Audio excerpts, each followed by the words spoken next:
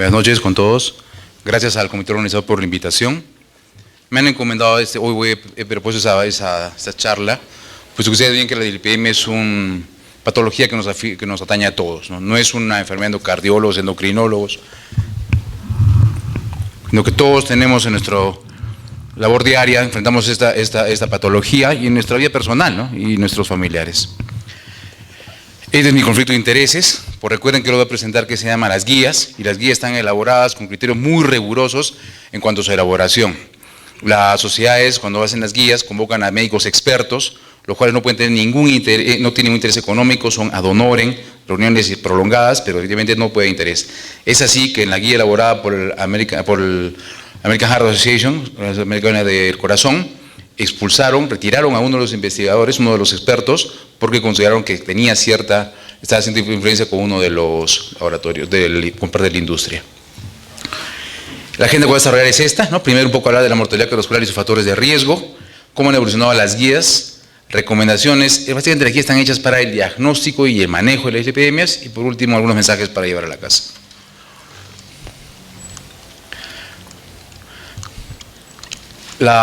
Definitivamente en el mundo la primera causa de mortalidad son las enfermedades cardiovasculares, de lejos, ¿no? Tenemos así que, uno de cada 3 fallecidos se debe a una enfermedad cardiovascular. La mayor parte por enfermedad coronaria, casi al mismo porcentaje de enfermedad cerebrovascular, unos otros cuantos por enfermedad vascular periférica. Pero eso es en países desarrollados. ¿Y qué pasa en países de vías de desarrollo? Este es un reporte reciente. Hace 2 meses, nuestro CDC, nuestro Centro de Control de Enfermedades, ha lanzado este análisis de las causas de mortalidad en el Perú en los últimos 30 años. Muy interesante, muy bien elaborado, extenso. La buena noticia es que la mortalidad en el Perú ha disminuido, tanto en hombres como mujeres, y considerablemente. Ahora, ¿de qué nos estamos muriendo? Por grupos de enfermedad, la causa de mortalidad más frecuente siempre fue las infecciones respiratorias. Ha disminuido a la mitad aproximadamente, pero sigue siendo una de las primeras causas de mortalidad. La enfermedad cardiovascular ha disminuido también, no en tanta magnitud como las enfermedades respiratorias, pero todavía sigue siendo causa importante de mortalidad. Lo que está en ascenso es la mortalidad por causas oncológicas y relativamente por lesiones externas. Pero cuando revisamos las causas específicas de mortalidad, miren cómo ha variado. En primer lugar, la primera causa de muerte sigue siendo las infecciones respiratorias agudas, ¿no? Bajas, en el año 86 y en el año 2015. Sin embargo, la que aparece ahora como segunda causa de mortalidad son las enfermedades cerebrovasculares. Anteriormente estaba en el puesto 20 y ahora es la segunda causa de mortalidad. Tercera causa de mortalidad, diabetes mellitus. ¿Y de qué se mueren los diabéticos? 70% se mueren de enfermedades cardiovasculares. En cuarto lugar, enfermedades químicas del corazón, que se mantiene, y algunas enfermedades metabólicas como la cirrosis. Si nosotros sumamos enfermedades cerebrovasculares, isquémicas y diabetes mellitus que se mueren de enfermedad cardiovascular, probablemente la primera causa de mortalidad en nuestro medio también sean las enfermedades cardiovasculares. ¿Cuáles son los factores de riesgo para desarrollar enfermedad cardiovascular? Estos son los 5 factores de riesgo clásicos, ¿no? Hiperglicemia, hipertensión, dislipidemia, obesidad y tabaquismo. Y probablemente estos 5 factores de riesgo representen el 70-80% de toda la mortalidad cardiovascular. La dislipidemia es la que aparece más tempranamente. Recuerden que el problema de la dislipidemia aparece que tenemos 1 año de vida. En cadáveres de niños que han fallecido de 1 año, se revisa las arterias y hay estrías de grasa. Desde ahí comienza a acumularse el proceso de arteriosclerosis. Y probablemente el primer factor de riesgo que se instala es la dislipidemia. Algunos consideran que para que los otros factores de riesgo puedan aumentar el riesgo cardiovascular, tiene que estar de fondo la dislipidemia. Miren cómo vemos que hay un incremento lineal de la mortalidad cardiovascular conforme va aumentando el valor de LDL. Y no solo con valores por encima del valor normal esperados como meta. Miren cómo ustedes, un paciente que tiene 40 o 70 que se consideran valores normales, aumenta la mortalidad. Entonces es un incremento lineal. Y cuando nosotros evaluamos no solo LDL, sino también HDL, miren cómo aumenta la posibilidad de ser un evento cardiovascular.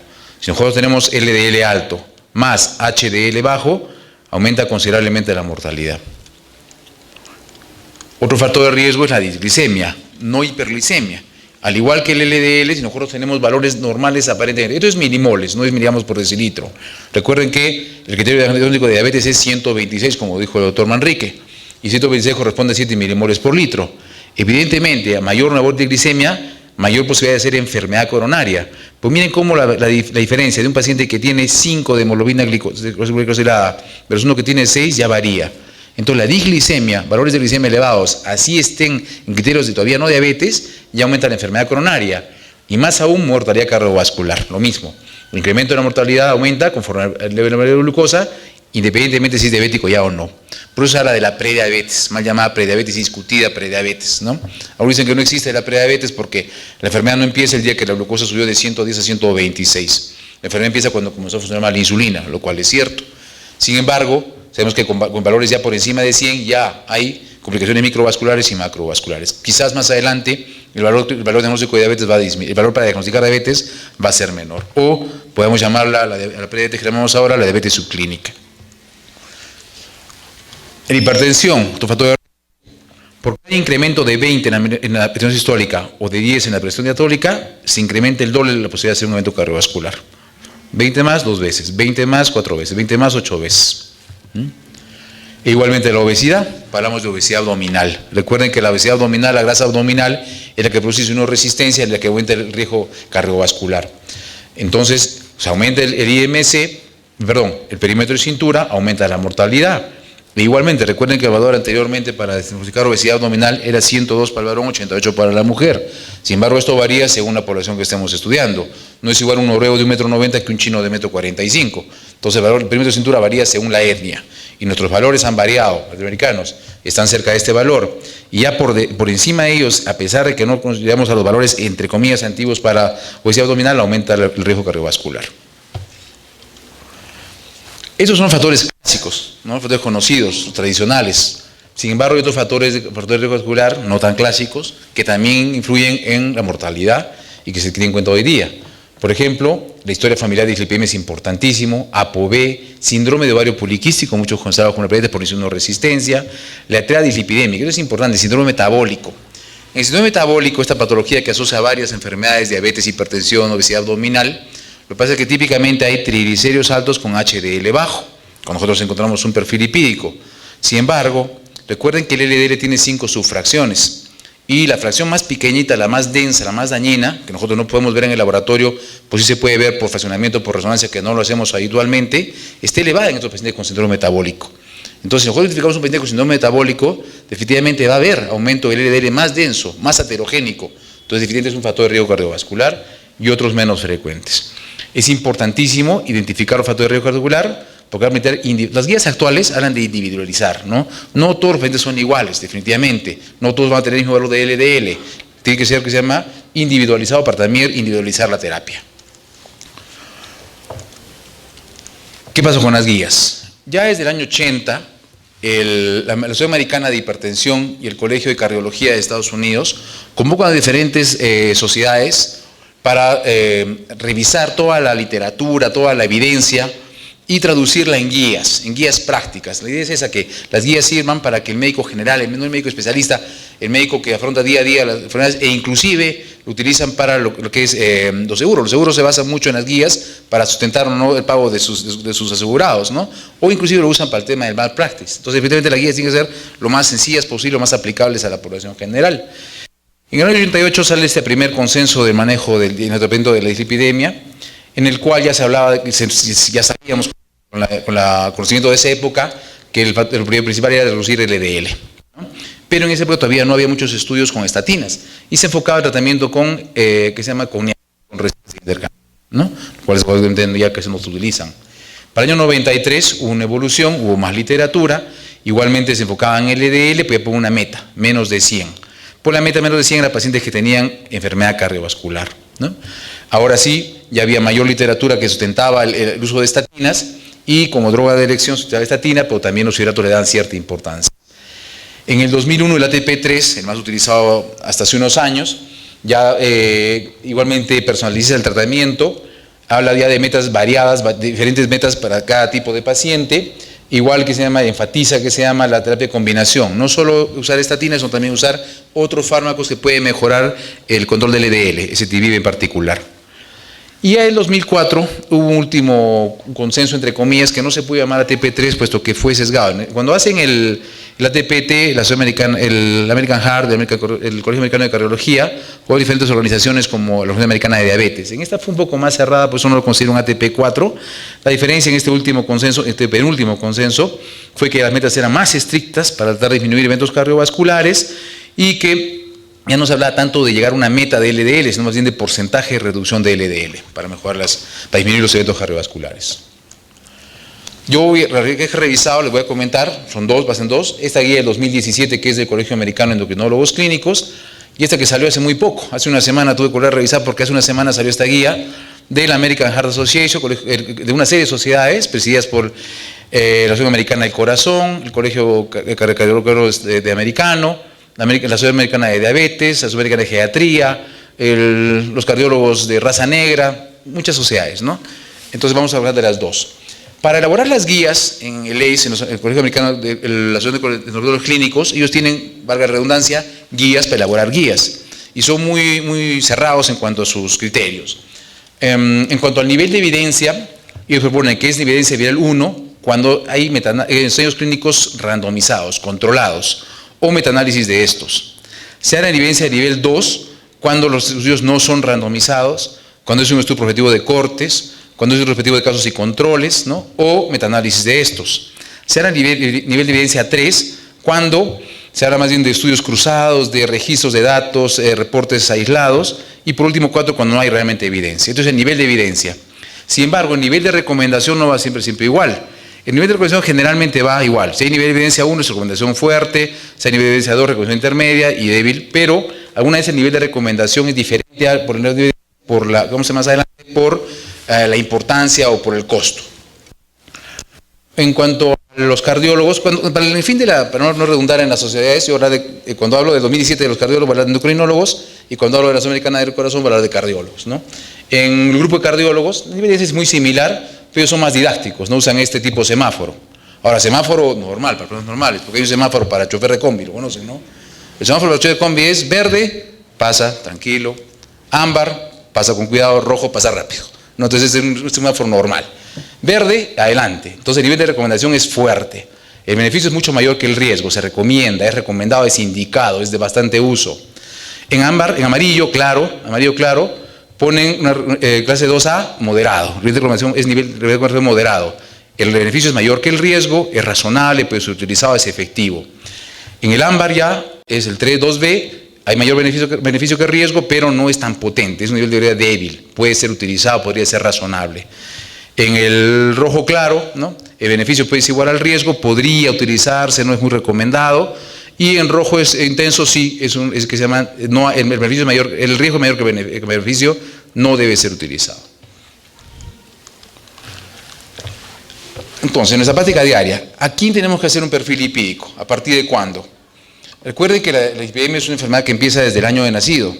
Entonces, nosotros los guías proponen que todo adulto joven, es decir, de 20 a 45 años en el varón, o mujer de 20 a 55 años, debe hacerse por lo menos cada 5 años un perfil lipídico. Cada 5 años. Personas sanas, no estamos hablando de personas con diabetes, de riesgo. Más de 20 años a cada 5 años. Un adulto medio de 65 o de 55 años, una mujer, obviamente tiene que ser más frecuente, puesto que, recuerden que a esta edad, cuando mayor se refiere más frecuente, el riesgo aumenta. Debería ser el control cada 2 años o 1 año. Mayor de 65 años para ambos sexos, el control debe ser anual. ¿Por qué? Porque miren ustedes, este es un estudio que es multiétnico sobre la prevalencia de dislipidemia, es un estudio muy grande, en el cual evalúan hombres y mujeres, diferentes edades y diferentes razas. Y vean cómo la prevalencia de dislipidemia va incrementando conforme pasa la edad, es un poco más alta en el varón que en la mujer, y que se llama más o menos ya en la tercera edad, los 65 años casi se igualan en los dos grupos género. Y para lo que es la raza, ¿no? Igualmente las prevalencias son similares, solo que las mujeres chinas tienen menor cantidad de dislipidemia, y miren, el hombre hispano es el que tiene dislipidemia en el adulto mayor. Entonces vean por esto, ¿por qué sugieren que el control sea más frecuente en pacientes de la segunda, en pacientes adultos medios o adultos mayores? Porque obviamente el lipidemia es más frecuente y más riesgo cardiovascular. En aquellas personas, de aquellos individuos que tienen familia que han tenido enfermedad cardiovascular temprana, cuando nosotros decimos el factor de riesgo es tener un familiar que haya fallecido de un infarto o de muerte súbita, no estamos hablando de cualquier edad. Si nosotros tuviéramos 90 años, probablemente todos vamos a tener eventos cardiovasculares. Se habla de enfermedad cardiovascular temprana cuando se presenta el evento antes de los 55 años en el varón o antes de los 65 años en la mujer. Si yo tengo un familiar que ha tenido un evento temprano o tengo antecedentes familiares de hipercolesterolemia, el screening debe empezarse mucho antes. Sugieren que el screening debería empezarse a los 3 años, desde los 3 años. Un segundo control a los 9 años, posteriormente enfermedad cardiovascular temprana o enfermedad de dislipidemia familiar.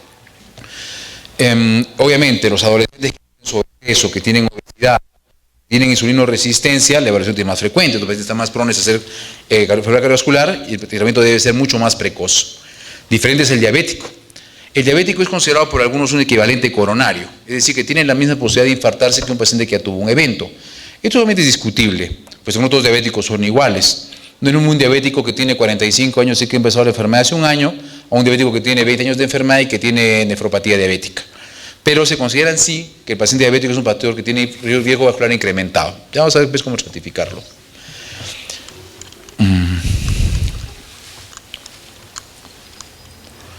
¿Qué pedir? Entonces, ¿qué examen le voy a pedir? Pedir a todos, se ve perfil lipídico, ¿no? Perfil lipídico completo. En ayunas, pero eso es discutible. Algunos sugieren que el perfil lipídico no debe ser en ayunas. No sé si el doctor Era les habló lo que pasa con la glucosa, ¿verdad? Nosotros tenemos pacientes que tienen sus glucosas en ayunas muy bien controladas, con valores de 100, 110, 120, y cuando hacemos la hemoglobina glicosilada nos sale 9. Pues estaba bien controlada la glucosa. ¿Por qué la glicosilada sale alta? Porque definitivamente la glicosilada es el valor de todo el día, y nosotros no vivimos en ayunas. Si nosotros comemos nuestro último alimento 8 de la noche, el estado de profundidad dura 6 horas, probablemente 2 de la mañana vamos a estar en un estado basal hasta la hora que tomamos desayuno. Son 6 horas del día y es un estado basal. De mi glucosa en ayunas me representa solo el 25% de la glucosa de 24 horas. Y si mis glucosas postprandiales están por encima de 300, mi glicosilada sale 9.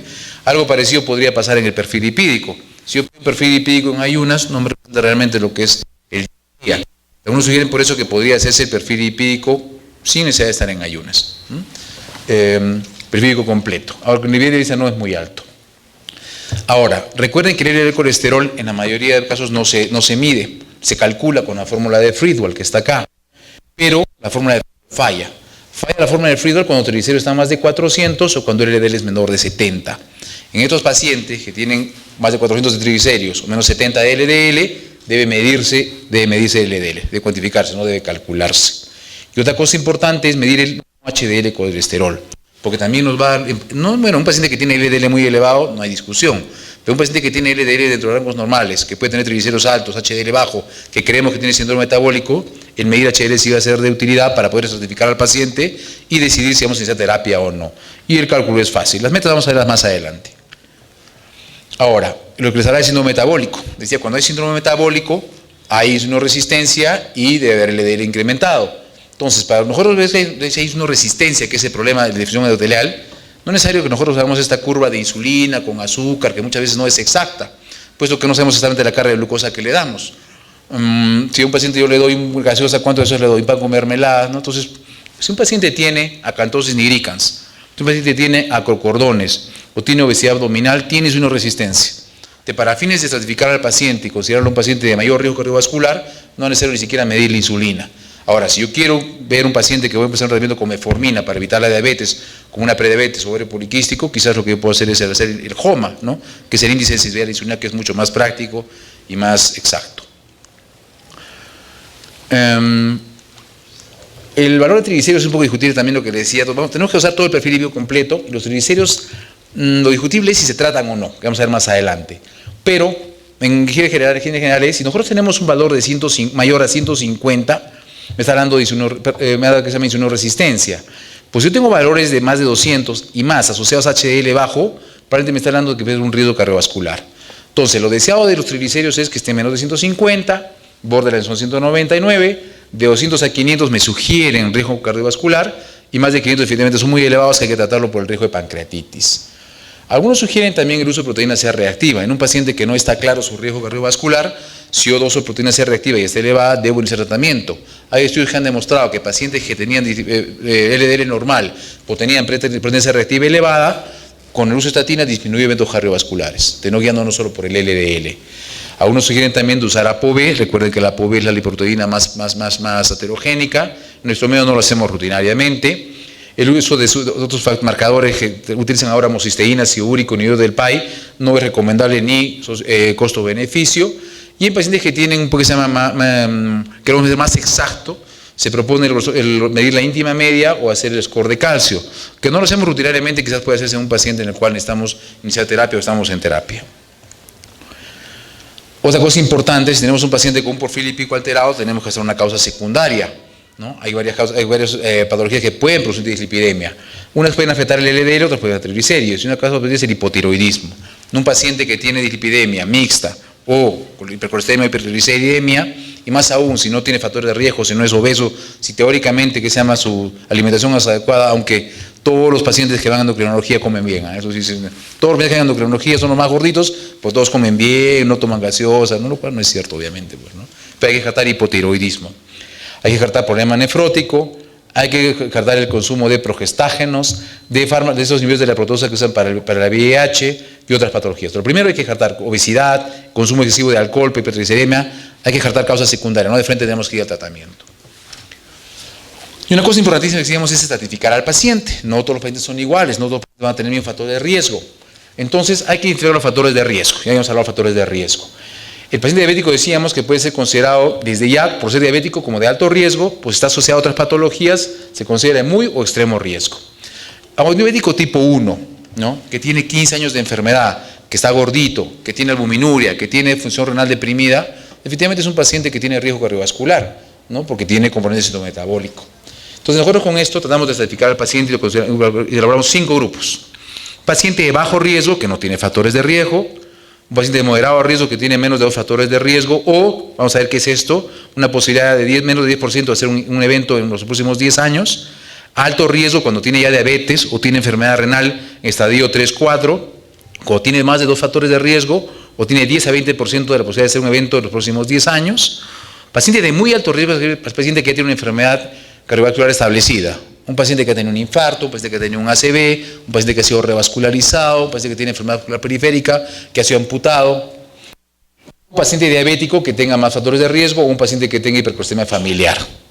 Y extremado riesgo es aquel paciente que ya tiene evento cardiovascular, más factores de riesgo, más diabetes, más familiar y gente de problema. Entonces, nos tratamos de categorizar, tratamos de poner qué categoría de riesgo tiene nuestro paciente para poder después enfocar el tratamiento. Esto vamos a verlo más adelante. ¿Y qué pasa en los pacientes que no tienen ese problema? Porque estamos hablando de pacientes que tienen factores de riesgo. Y en el paciente que no tiene factor de riesgo, ¿cómo calculamos la posibilidad de que haga un evento a 10 años? Hay que proyectarnos. Como dijo el doctor, el buen médico previene, el médico no cura. Entonces ahí tenemos scores, ¿no? Scores para tratar de ver cuál es la posibilidad, qué factor de riesgo tiene nuestro paciente. Este es el score de Framingham, bastante conocido, que se usa en no diabéticos. Acá les he puesto para que lo busquen en el internet, es fácilmente lo pueden bajar a su computadora, y considera varios factores como la edad, el sexo, el valor de colesterol, si es fumador o no, presión sistólica, y de acuerdo a ello ver si este paciente tiene alto riesgo, más de 20% de ser un evento cardiovascular en los próximos 10 años, riesgo intermedio, riesgo bajo o el riesgo óptimo. Para los diabéticos no se usa ese score, se usa otro score de Luca PDS, que es bastante similar. En el tratamiento, como decíamos siempre, el L de colesterol es lo más importante cuando nosotros manejamos el perfil lipídico, ¿no? Las metas deben ser individualizadas, eso está clarísimo, el nivel de evidencia es alto, la recomendación es máximo, ¿no? Y hay valores de LDL para cada grupo. Individuos de bajo riesgo, ¿no? Bajo riesgo que no tienen factor de riesgo, 130. Individuos de moderado riesgo o alto riesgo, 100. Pacientes de muy alto riesgo, 70. Pacientes con extremo riesgo, 55. Y en niños, 100. Como vean ustedes cómo la meta de LDL va a variar según cada grupo de riesgo. Y para llegar vamos a tener diferentes estrategias. Otras metas de perfil lipídico es el HDL. Recuerden que el colesterol bueno, debe estar elevado para protegernos. Se considera más de 40 aceptable para poder disminuir el riesgo cardiovascular. Cuando un paciente tiene un HDL por encima de 60, podemos disminuir un factor de riesgo, como que nos contrapesa un factor de riesgo. El no HDL colesterol, como les decía, es importante cuando hay controversia si empezar tratamiento o no, y los valores generalmente son encima de 30 del valor de L para cada grupo de riesgo. Si yo tengo un paciente de extremo riesgo cardiovascular, 555, debería a 30, 80, excepto en el grupo de extremo riesgo en el cual la meta es por encima de 25. Es decir, yo tengo un paciente diabético que su meta es 100, la meta de no HDL colesterol sería 130. El valor de triglicéridos dijimos ya que debe ser 150. ¿Cómo conseguir estas metas? Primero, terapia nutricional, eso está claro. Para manejar el primero, lo primero que hay que hacer es cambiar estilos de vida. Hay que hacer un plan exhaustivo para tratar de controlar los lípidos, ¿no? El grado de evidencia es alto, ahí se ha demostrado que con dietas, con nosotros hemos también este estudio, por ejemplo, con dieta mediterránea, demuestra cómo solo con dieta va a disminuir la mortalidad cardiovascular y van a disminuir eventos coronarios, infartos, ACV. En adultos se recomienda dietas hipocalóricas, no en niños, recuerden, el niño está creciendo, no puede ser una dieta muy restrictiva, en la cual obviamente hay que hacer frutas y vegetales. Seguramente el doctor Manríquez ha incidido el tema de las frutas, ¿no? Que la fruta no es tan santa, que la fructosa no es tan santa. Entonces eso de comer fruta todo el día tampoco es bueno. 5 raciones de frutas y vegetales combinados entre los dos. La fructosa puede ser muy dañina cuando es en exceso. Uso de granos enteros, pescado, carnes magras, nivel de evidencia 1. En adultos hay que limitar el consumo de grasas saturadas, grasas trans, usar fibra, mucha fibra, la fibra destacar, recuerden donde está en los granos enteros, y plantas con estanol, aceites, pero aceites no tropicales, aceite de sacha inchi, el aceite de canola, ¿no? No el aceite de palma, no el aceite de coco.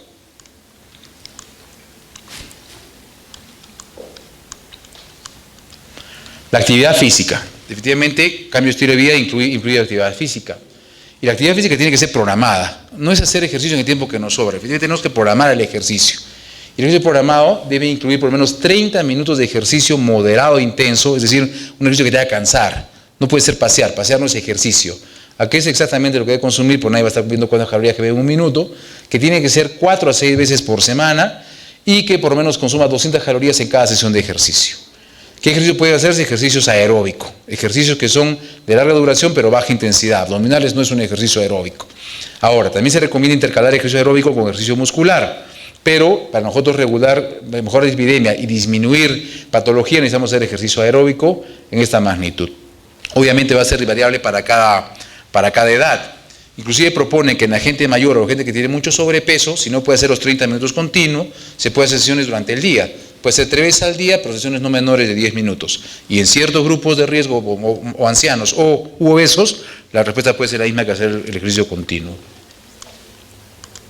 En cuanto a fármacos, si dijimos que lo primordial es tratar LDL, tenemos las estatinas como fármaco de primera elección para ese fin. Entonces, lo primero es conseguir que se llama, y como decíamos, hay valores para cada grupo de riesgo. Sin embargo, en pacientes que tienen alto riesgo cardiovascular o muy alto riesgo, independientemente del valor de LDL, debe usar estatinas. Recuerden el efecto pleiotrópico de las estatinas. Las estatinas no solo bajan colesterol, se ha demostrado disminuir eventos cardiovasculares independientemente de su descenso del colesterol. Entonces se propone que todo paciente de alto riesgo o muy alto riesgo cardiovascular, para llegar a sus metas, debe usar que se llama estatina. Más aún, en pacientes que tienen ya muy alto riesgo, se propone usar estatinas, pero de alto impacto. Ahorita vamos a ver qué significa de bajo impacto, de alto impacto. Y hay que tener cuidado con esto, ¿no? Siempre se habla mucho de la hepatotoxicidad de las estatinas. Sin embargo, la hepatotoxicidad de las estatinas es baja. Y es un problema que más de los pacientes es de los colegas. Yo muchas veces mando pacientes que dan en tratamiento con estatinas y los colegas suspenden porque dicen que puede ser hepatotóxico. La posibilidad de hepatotoxicidad de una estatina va de 100 pacientes en 1. Lo que mayormente encontramos en estatinas es los efectos colaterales de las mialgias y esto, la aparición de diabetes. 1 de cada 10 pacientes que usa estatina puede hacer diabetes de novo o empeoramiento del control glicémico. Entonces, hay que tener cuidado en qué pacientes están en riesgo. Los pacientes que tienen riesgo de hacer diabetes de novo con estatinas son los obesos, son los gerontes, o son los pacientes que tienen síndrome metabólico o prediabetes. Sin embargo, el riesgo de hacer diabetes no sobrepasa el beneficio de reducción de eventos cardiovasculares. Entonces, tú tienes que conversar con el paciente. Es verdad, yo puede ser que aparezca la diabetes, pero yo prefiero que te aparezca la diabetes a que te dé un evento. ¿Y por qué las estatinas? Definitivamente hay muchísimos estudios en prevención primaria, en prevención secundaria, pacientes de muy alto riesgo, sean diabéticos o no, en los cuales se ha demostrado que la disminución de LDL con estatinas va a disminuir eventos coronarios, disminuye LDL para comenzar y disminuye eventos coronarios. Y como decía muchas veces, hay disminución de eventos vasculares por encima de la disminución de LDL. Entonces, la evidencia es altísima, nivel de evidencia A, nivel de evidencia 1, grado de recomendación A, ¿no? Recomendación fuerte. Las estatinas disminuyen eventos cardiovasculares. Y la disminución de eventos cardiovasculares está relacionado obviamente al valor inicial de LDL. Entre más alto es el LDL, mayor va a ser la reducción. E inclusive el beneficio se ha visto con LDLs bajos. Intensidad de estatinas. Como decía, en los últimos guías se habla de intensidad de estatinas y ya no se habla tanto de metas. Entonces, si yo tengo un paciente de muy alto riesgo cardiovascular, yo necesito bajar ese LDL por lo menos un 50%. Y para conseguir esta meta solo tengo dos opciones: atorvastatina o rosuvastatina. Y miren, dosis altas. Si yo quiero disminuir de 30 a 50% en un paciente no de alto riesgo, de mediano riesgo, yo puedo usar estatinas o cualquiera de las estatinas en realidad, pero a dosis más bajas. Y si yo necesito bajar muy poco, sí puedo utilizar las estatinas tradicionales a dosis baja. Quizás mención aparte de la pitavastatina y la pravastatina parecen ser las estatinas que podrían tener menos riesgo de desarrollar diabetes en pacientes que tienen riesgo de desarrollarlo por el uso de estatinas. Es un diagnóstico, creo que es más práctico, ¿no? Que se llama, ¿qué vamos a hacer en un paciente entonces con prevención secundaria? ¿Qué sería cuando un paciente tiene un evento?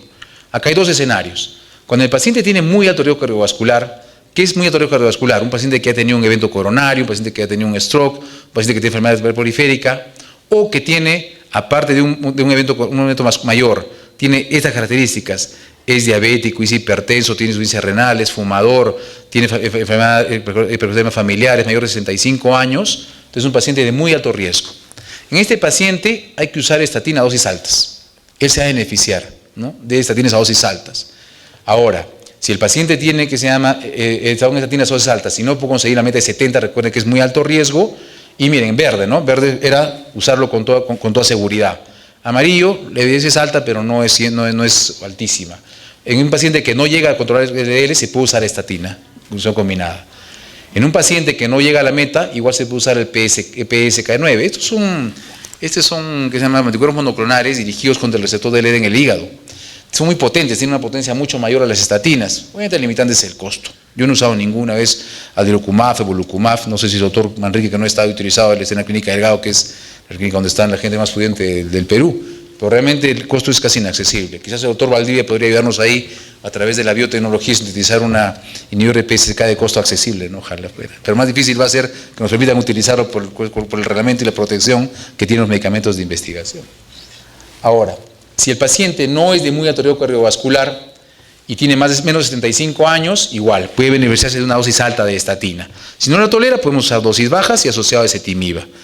En mayores de 75 años está la discusión, porque si bien puede disminuir eventos cardiovasculares, hay efectos colaterales un poco discutidos, como son el deterioro cognitivo y el deterioro físico. Entonces, en un paciente mayor de 75 años que ya está tomando estatinas y tiene un evento cardiovascular, continúa. Pero un paciente que tiene más de 75 años y que no está usando estatinas, ahí estaría la discusión. Habría que conversar con él si realmente es beneficioso protegerlo o nos va a producir mayor deterioro que beneficio. ¿Qué pasa en prevención primaria? Acá tenemos otros escenarios. En prevención primaria tenemos pacientes que no han tenido eventos, ¿no? Primero, ¿qué pasa en un niño un adolescente, un niño, menos de 20 años? Solo sin tratamiento si es que tiene hipercolesterolemia familiar. Ya dijimos que el screening comienza a los 3 años. Entre 20 y 40 años no hay mucha evidencia, ¿no? Sin embargo, en estos pacientes de 20 y 40 años, si tienen también antecedentes de enfermedad cardiovascular temprana o enfermedad cardiovascular familiar, también se debe iniciar tratamiento. Y en pacientes de 40 y 35 años que no tienen otros factores de riesgo, es cuando debería hacerse la estratificación con las herramientas que les dimos. Para estratificarlo como de bajo riesgo, intermedio riesgo alto, y de esa manera empezar el tratamiento en cada una de esas categorías. Cuando un paciente tiene diabetes, hemos dicho que tiene que usar estatinas. Un paciente diabético hay que usar estatina. Y si el paciente es diabético y tiene otros factores de riesgo cardiovascular, debería usar estatinas a dosis altas. Ahora, cuando un paciente no es diabético, no tiene factores de riesgo, o tiene el LDL por encima de 190, debe usarse estatinas a dosis alta. Entonces, LDL más de 190 se considera valor muy alto que debe ser manejado con estatina. Y en estos pacientes es que hay duda, por ejemplo, en este paciente, ¿no?, que es un paciente de 40 a 75 años, que no es diabético, que tiene el LDL 160, ¿iniciamos o no iniciamos? Entonces nosotros ya nos enfocamos en estos nuevos factores de riesgo nuevos, que son pues antecedente familiar, síndrome metabólico como mencionamos, enfermedad crónica, enfermedad renal crónica, condiciones inflamatorias. Un paciente que tiene psoriasis, artritis reumatoidea, que tiene un ambiente inflamatorio crónico, probablemente sí va a beneficiarse del uso de estatinas porque acuérdense que la osteoporosis también es un proceso inflamatorio. En pacientes mujeres hay que considerar, es importante el haber tenido una menopausia precoz, pacientes mujeres que han tenido preeclampsia, diabetes gestacional o complicaciones, o niños de bajo peso al nacer, que también podría ser un factor de riesgo cardiovascular. En cuanto a triglicéridos, es un poco más discutido. Los fibratos se usan cuando el valor de triglicéridos está por encima de 500, eso está claro, por el tema de la pancreatitis, pancreatitis. Pero ¿qué pasa cuando tiene un valor por encima de 200 y HDL bajo? Debemos usar triglicéridos, debemos usar lo que se llama fibratos. En realidad, como vimos, el problema no es que se llama el riesgo metabólico, el problema es que estos pacientes pueden tener secundariamente o escondido el LDL aumentado. En estos pacientes que tienen triglicéridos aumentados, HDL bajo, se propone el uso de estatinas. Podemos tratar de evitar eventos cardiovasculares, porque si bien hay un riesgo residual, hay pacientes que tienen LDL por debajo del valor meta y aún se infartan, no está demostrado que sea por esa causa, y menos aún se ha demostrado que el uso de fibratos disminuye eventos cardiovasculares. Los omega 3 en dosis de 2 a 4 gramos por día podemos utilizarlos en más de 500, pero una vez más, no usarlo como suplemento dietético, no usarlo como dietético. Todos que tenemos familiares en Estados Unidos, lo primero que hacemos cuando llegan es que nos traigan vitaminas. Yo tenía siempre una hipótesis. ¿Se acuerda Mauricio Fiol, este nadador peruano que perdió la medalla en Estados Unidos? Yo no creo que ninguna persona que compite a ese nivel y que tenga un médico que lo supervisa va a utilizar un fármaco que va a ser prohibido cuando hacen el doping. Entonces, los sospeché que deben estar contaminados. Hace muy poco, hace como 3 meses, lo que pasa es que como estos medicamentos, estos suplementos, no suplementos para bajar de peso, suplementos para mejorar el rendimiento en el gimnasio, no son considerados fármacos, no suplementos nutricionales, no los regula la FDA, los regula el Ministerio de Agricultura. Por la FDA estaba viendo que estaba pasando ahí problemas. Ha comenzado a estudiar estos productos que venden en los gimnasios que supone que solo tienen, que se llama cosas naturales, ya ha demostrado que contienen sibutramina, ¿no? Medicamento para bajar de peso que está prohibido porque aumenta eventos cardiovasculares. Y también he encontrado que estos suplementos nutricionales tienen diferentes componentes que son prohibidos porque tienen efectos colaterales severos. Si eso es en Estados Unidos, donde hay mayor regulación y que la FDA ha tenido que intervenir para regular, ¿qué pasará en el Perú? Nosotros sabemos lo que pasa, ¿no? En los gimnasios nos llegan pacientes que usan insulina, que usan hormona de crecimiento, que usan T3, que no lo utilizamos los endocrinólogos y la venden en el mismo gimnasio. Evidentemente, lo que venden en los gimnasios, lo que venden como suplementos nutricionales, no está en la lista de lo que dice afuera, lo que tiene realmente. Entonces están contaminados con productos prohibidos. Y ahí viene por qué lo toman, creen que está bien y sale el doping positivo. Entonces no se usa como suplemento dietético. Niacinas, realmente ya no tenemos en el mercado niacinas, vamos a mencionar. Esto es importante, el ezetimibe. Recuerden que el ezetimibe es un fármaco que inhibe la absorción de los lípidos y está totalmente aprobado su uso en pacientes que usan estatinas y que no pueden llegar a la meta. Si no puedo llegar a la meta porque no alcanza la estatina o porque no tolero la estatina, puedo usar un ezetimibe como una segunda elección. Y el PSK9 también puede ser sugerido, pero parece que el costo es la limitante. Eso es importante, seguimiento. Si yo inicio un tratamiento a un paciente con un fármaco o con tratamiento no farmacológico, obviamente tengo que hacer un control. El control debe hacerse a unos 16 semanas, otros responden de 4 a 3 meses, ¿no? Entonces, definitivamente tengo que ver la respuesta al tratamiento. Necesito por lo menos 1 mes a 3 meses para hacer el tratamiento. Mientras yo no consiga el objetivo, debo hacer el control cada 4 o 6 semanas, y cuando ya consigue el objetivo, el control puede ser cada 3 o cada año. En las guías anteriores se sugería que el control debía ser al año, que iniciar el tratamiento y que había que hacer con el tratamiento. Evidentemente eso no está bien. No sabemos si el paciente está cumpliendo con la medicación, no sabemos si el paciente ha comenzado a tomar un fármaco que está alterando el perfil lipídico, no sabemos si un paciente diabético ha alterado su control metabólico, lo va a llevar a que se altere el perfil lipídico. Evidentemente tiene que haber un monitoreo. Como les decía, no es tan hepatotóxica las estatinas, sí hay que hacer los estatinas hepáticas al inicio del tratamiento y hacer un seguimiento, pues sobre todo cuando usa fibratos.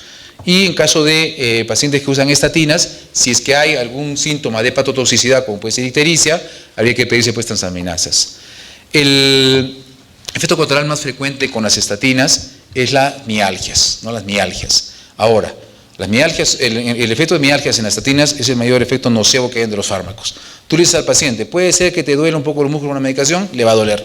Algunas veces no se lo decimos. Entonces, pero realmente la miositis, la rhabdomiolisis, ¿no? Esas complicaciones severas de la destrucción del músculo se encuentran muy raras veces. Y si lo sospechamos, si el paciente dice que hay un dolor muy intenso o una debilidad muy marcada, hay que suspender la estatina y dosar CPK.